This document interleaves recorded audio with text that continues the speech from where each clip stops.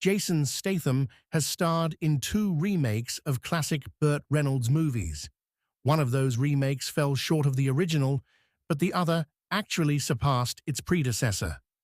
Statham is one of the only remaining old-school movie stars in Hollywood.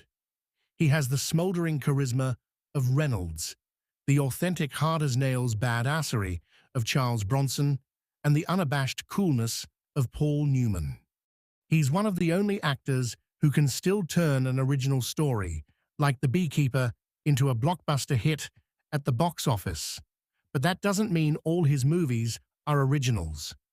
Statham has headlined his share of franchises, from The Meg to The Transporter to The Expendables, and he's also joined the ensemble of other stars' franchises to give them a much-needed shot in the arm, like Fast and Furious.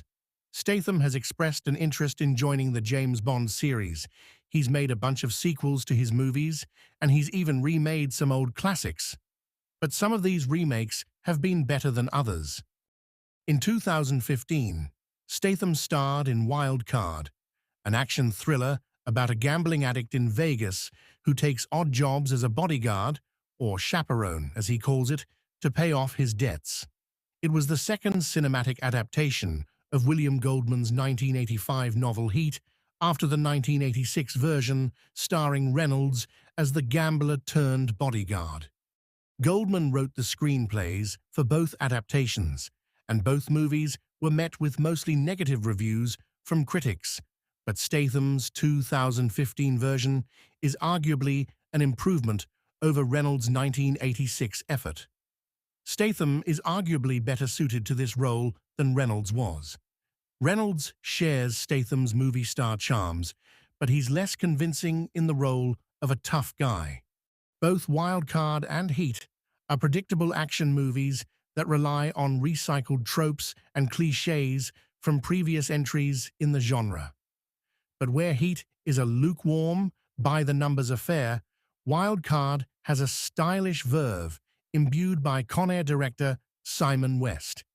Statham is arguably better suited to this role than Reynolds was. Reynolds shares Statham's movie star charms, but he's less convincing in the role of a tough guy. Goldman's book wasn't the right vehicle for Reynolds, but it was a perfect vehicle for Statham. Statham's other remake of a Reynolds film didn't fare so well. Mean Machine is a British reimagining of The Longest Yard, swapping out American football for association football. Jason Statham doesn't play the Reynolds role. That honor goes to Vinnie Jones, who doesn't quite have the acting chops to carry a whole movie. Mean Machine is an entertaining sports comedy, but The Longest Yard is a bona fide classic of the genre and one of the crowning achievements of Burt Reynolds' filmography.